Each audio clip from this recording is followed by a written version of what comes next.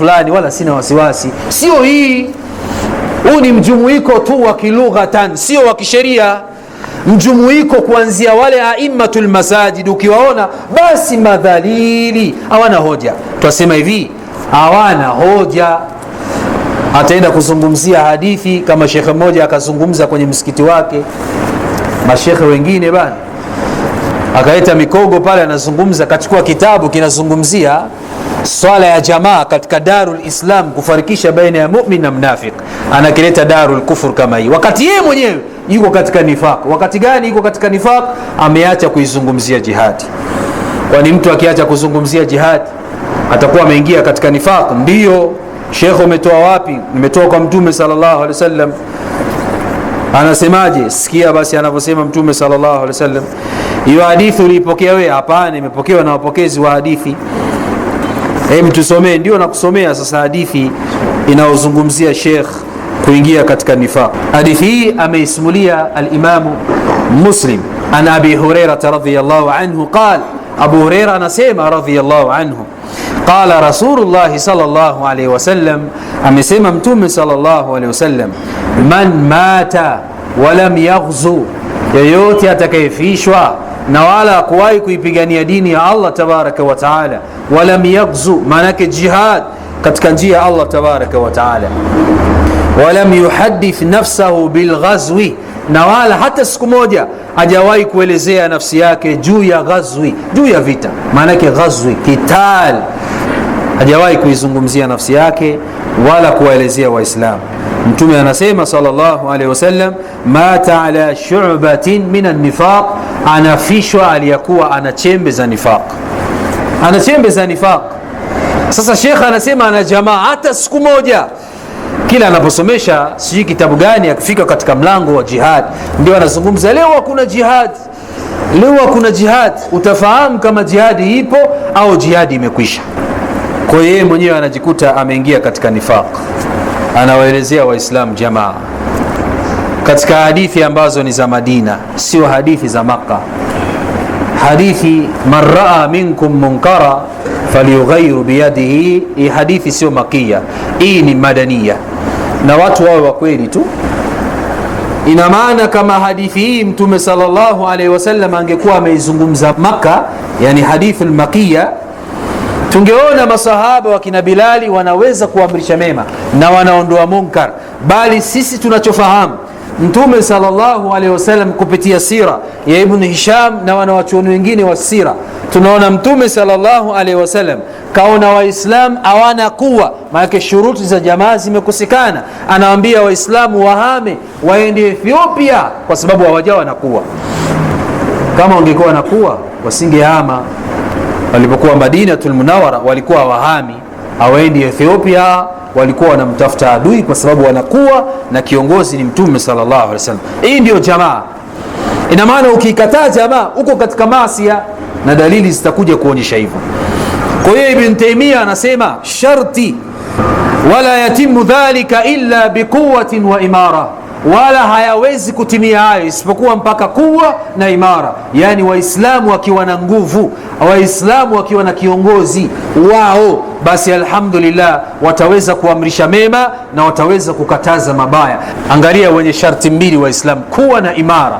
Kuna ndugu zetu wenye jamaa wanajua sharti ya imara na kuwa, wako Iraq wanajiita kwa Kiingereza Islamic States, kwa Kiarabu Daulatul Islamia, kwa Kiswahili nchi ya Kiislamu. Hukumu za Allah zinaendelea katika baadhi ya wilayati. Basi angalia kazi walioifanya. Amiri wao amekaa akapanga na ndugu zake Waislamu mujahidun, maana ndio jamaa hiyo. Wakasema haiwezekani, mwezi wa Ramadhani kwa kweli tutafutari tende na maji ya baridi, lakini kuna ndugu zetu Waislamu wako Abu Ghuraib. Abu Ghuraib ni gereza la Rafidha la Kishia na Marekani, ambalo mateso yake ni makubwa sana ndugu zangu katika Uislamu. Wameshikwa masheikh, wameshikwa maduat, wameshikwa mujahidin, kisha wakatiwa katika gereza la Abu Ghuraib. Sasa angalia jamaa, Abu Bakar al-Afghani ndio kiongozi, akamwambia jamani, alhamdulillah kesho tutakutanika sehemu fulani kwa ajili ya kuwatoa ndugu zetu, tena kuwatoa wale. Sawa, akamfanya bea amiri, Allahu akbar, Allahu akbar. alhamdulillah, zikaandaliwa gari si chini ya 10. Zile gari zile zinaitwa gari ambazo ziko wazi nyuma, Volkswagen zinaitwaje, Land Cruiser, zile ambazo ziko wazi nyuma. Mujahidini wanazipenda kwa sababu ni nyepesi, mnakaa wengi, RPG zinakaa vizuri mule nyuma, hamna shida, mabomu tele, risasi za kumimina, ndio gari za kazi. Kwa hiyo wakaziandaa 10, zimeshehena silaha. Wakapatikana mujahid mashaallah ambao wako tayari wanaenda kuwatoa ndugu zao Waislamu, na ndio jamaa hiyo. Sio jamaa za Uswahili, jamaa eti kiongozi wako anakuambia upige saini, ajui hata kusoma alam nashra, ambao ni maarufu kwa watu wa bid'a, kila kikao lazima uisome. Mtu ana tafikira jihadi, eti kiongozi wangu niende pale nitie saini. Jamaa ya namna gani? Jamaa Sheikh akaa nyumba ya wakfu, nyumba ambayo ni halali ya mayatima na wageni. Sheikh amekaa kwenye nyumba ya wakfu, anaona raha, mpaka wanazaliwa watoto katika nyumba ya wakfu, anaona raha. Jamaa ya namna gani hiyo? Wale uongo tuna ujanja kuwafunga watu. Sisi Allah ameshatufahamisha, na sasa hivi Allah anawafahamisha maikhwa. Sasa hivi alhamdulillah, namshukuru Allah, hata vijana wanaosoma ibtidai, mutawasit wa thanawi, fikra yao wajibu sana, ila wachache tu basi, lakini wengi wanaelewa nini maana ya jamaa na wanaelewa makusudio ya kusoma nini, si wanayaona. Amiri Abu Bakar Afghani hafadhahu Allah taala akapanga ile kikosi yake saa 9 za usiku, baada ya rakaa 2 za usiku wakaitafuta Abu Ghuraib. Saa 9 za usiku wanaenda kufanyaje? Kuwatoa Waislamu walioshikwa na makufaru katika nchi ya Iraq kwa dhulma, eti gaidi. Mtu ana ndevu zake, Allah kamruzuku, eti gaidi. Sasa ndevu basi hamtaki, ndevu ni ugaidi. Ukiuomba ugaidi lazima utakufikieni, kwa sababu ni amri ya Allah na ni dini ya Allah tabaraka wa taala. Kumtisha adui ni katika manhaji ya ahli sunnah wal jamaa, na yule ambaye anasema hataki kumtisha adui sio ahli sunnah wal jamaa. Turhibuna bihi aduwa Allahi wa aduwakum, watisheni maadui wa Allah na maadui zenu, na sisi tuwajua maadui zetu. Wakapanda maikhwa gari zao, kwa sababu wao wana jamaa, hakuna plate number wala hakuna motor vehicle wala bima, insurance hakuna, plate number hakuna, motor vehicle hakuna. Alhamdulillah, ukipiga starter inakataa, mnaisukuma, alhamdulillah. Kioo kikipasuka utavaa miwani. Hakuna trafiki katika Darul Islam. Angalia kuwa imeenda gari kafika ile Abu Ghuraib, jamaa wamejipanga, alhamdulillah. Wakafanya mavamizi, wakaingia ndani, wakawatoa ndugu zao Waislamu. Gereza la Abu Ghuraib ni gereza lina security ya ajabu sana. Wakatolewa Waislamu 500, walikufa 2 tu katika pirika. Waislamu 500, na mpaka sasa wako katika raha, wanakaa na Waislamu. Allahu akbar. Hii ndio jamaa, ndio maana yake. Kama tunavyoendelea, kama hauna kuwa nyamaza, wewe sio jamaa. Wewe swali hivyo hivyo, achio kuswali, na wakati mwingine hata wakitaka wenye nguvu hakuna hata kutoa adhana. Jamaa iko Boko Haram, jamaa iko Nigeria, kiongozi wao Abubakar Shekou mujahid hafadhahu Allah taala. Lengo ni kusimamisha sheria za Allah tabaraka wa taala. Mpaka Marekani leo anataka kuingia kwa sababu kuna jamaa. Huku kwetu hawezi kuja kwa sababu hakuna jamaa ya kumfanya Marekani aje.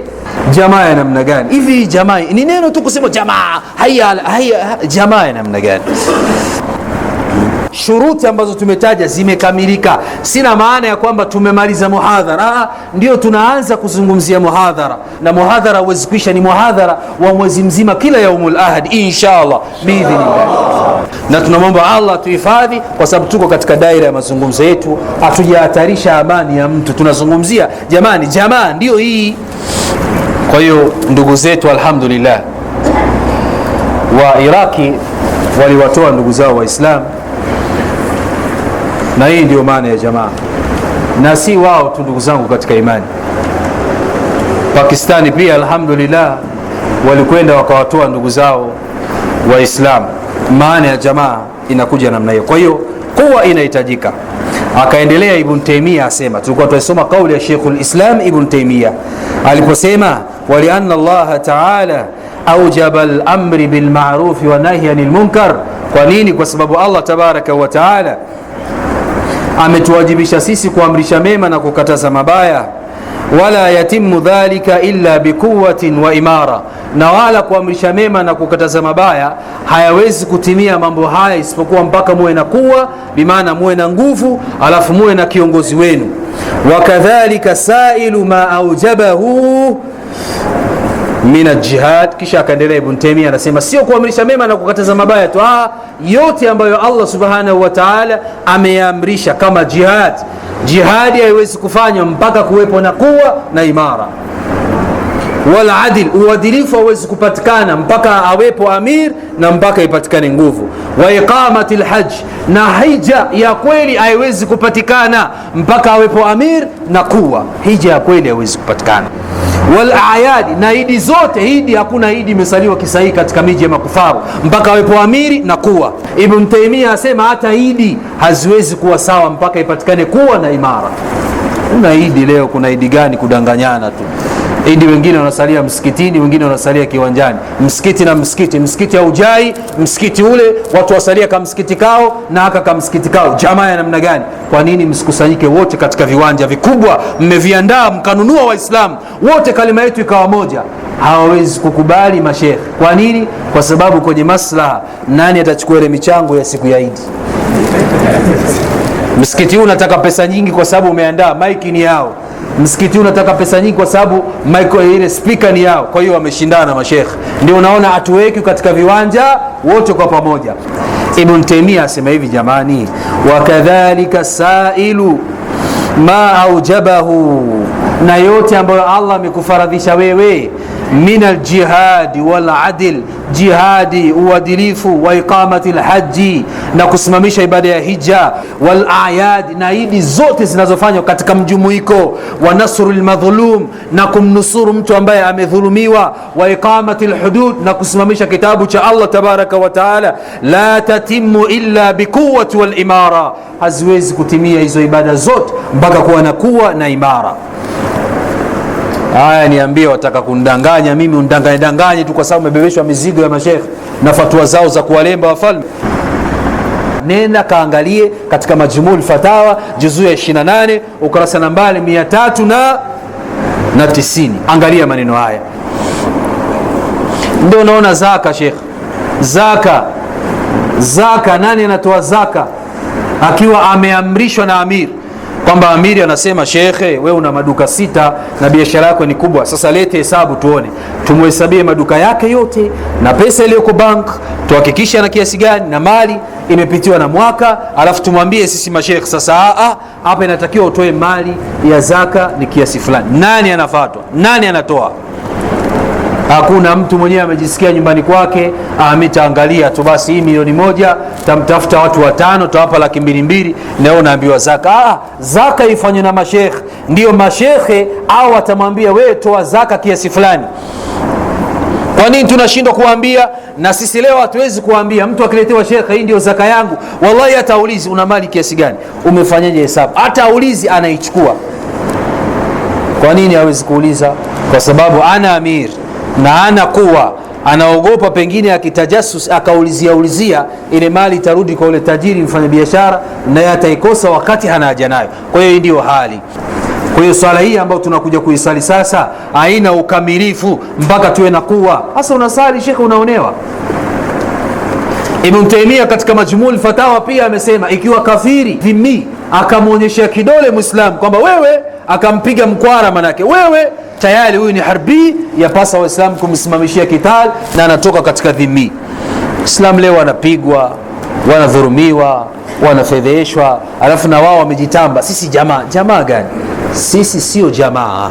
Amiri wako nani, shekhe? Swala ya jamaa unaoisema ilikuwa yasalishwa na Mtume sallallahu alaihi wasallam, na baada ya Allah kumwondosha Mtume sallallahu alaihi wasallam, swala ya jamaa akaiswalisha Abubakar Siddiq. Amiri ndio asalisha swala ya jamaa. Kama hawezi kufika sehemu, mfano amiri yuko Maka, hii ni Darul Islam yote, atamchagua mtu amiri, swalisha watu sehemu fulani. Kwa hiyo tunasalishwa na kiongozi mkubwa, sio tusalisha na watu ambao hata administration, uongozi hawajui. Insha Allah taala tuishi hapa, tutaendelea baada ya sala.